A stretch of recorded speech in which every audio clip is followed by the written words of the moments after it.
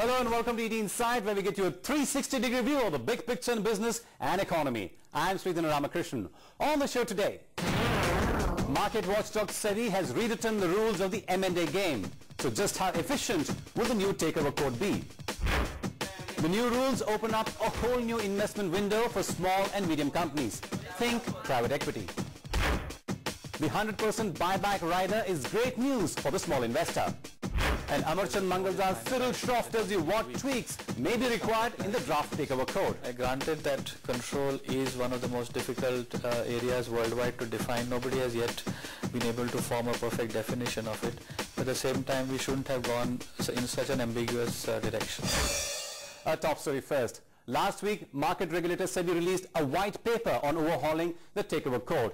It proposed to raise the open offer limit from the current 15% to 25% and said that companies should mandatorily make open offers for 100% of outstanding shares. So what does this mean for the M&A scene in India? Asha Gopalakrishnan has the answers.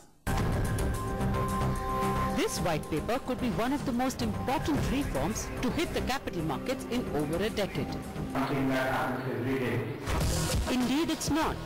The increasing number of M&As is what has triggered the change.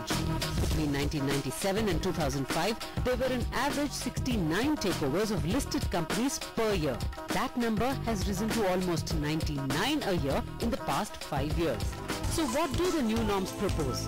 To begin with, a 25% open offer trigger versus the existing 15%. Is 25% too high? Well, not really, because promoters hold an average 48.9% of the total equity capital in listed companies, and the number of companies that are controlled by promoters holding 15% or less is as small as 8.4%. That and the global trend of a 30 to 35% threshold limit has made SEBI revise the trigger. I think the 15% has outlived its reality in the context of holdings by various companies or promoters in companies and the shareholders. So I think it is in line with with the right to control. It's more positive right to control. It is also in sync with the regulatory framework on Companies Act. And if you look at international best practices, it's around that level. So I think from a special resolution point of view, 25% is the right level in which you can positively control the company, or beyond 25%. But the price of acquiring that control may be higher. That's because SEBI has also proposed that once an acquirer hits that 25% trigger, he has to mandatorily make an open offer for 100% of the target company versus the earlier 20%. The main reason why SEBI has proposed this is because since 2006, less than 15% of companies have made open offers for more than the mandatory 20% of the target company. SEBI's view is that this has been unfair to smaller investors because large shareholders got superior treatment by way of a complete exit as opposed to the public shareholder who would get to exit only partially if the response to the open offer was larger than the size of the open offer. Yes, the cost of acquisition does go up, but we had to look at a regime where a shareholder who wants to exit must be given a fair and equitable treatment and ability to exit, and that finally played a role in arriving at the final recommendation. That's also one way of maturity of market. You see swap offers and other things, etc.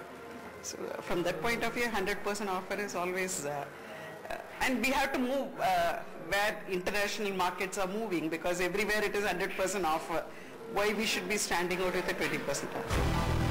What will also add maturity to the market is the fact that delisting will become far easier. Minority investors will not be able to hold companies wanting to delist to ransom as they have in many cases in the recent past. In fact, actually, to help mergers and acquisition, most of the deals when I work on international transactions, all our clients, people who are trying to buy Indian companies, they are so nervous about this small public shareholding. Delisting and this takeover regulation should be aligned. Otherwise, this 100% takeover, offer will not work.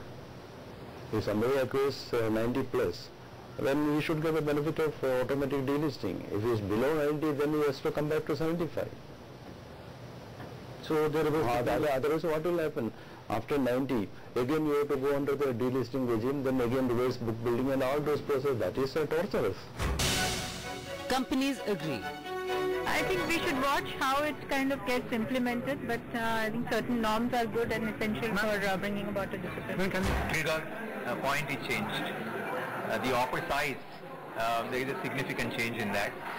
Similarly, the offer pricing formula, there is a major change which has been made. So all the three important points, there are changes, and it is in the interest of overall M&A activity, number one. Secondly, it also brings out a lot of seriousness to this subject of takeover. Besides this, SEBI has also proposed a 75% cap on voluntary open offers, 25% minimum public shareholding, and has scrapped the controversial non-compete fee.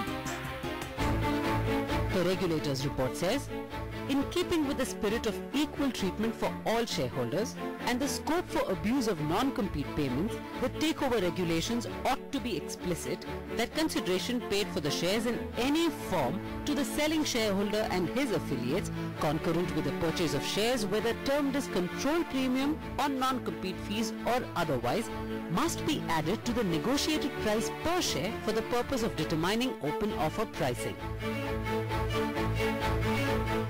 The mechanism has been made transparent.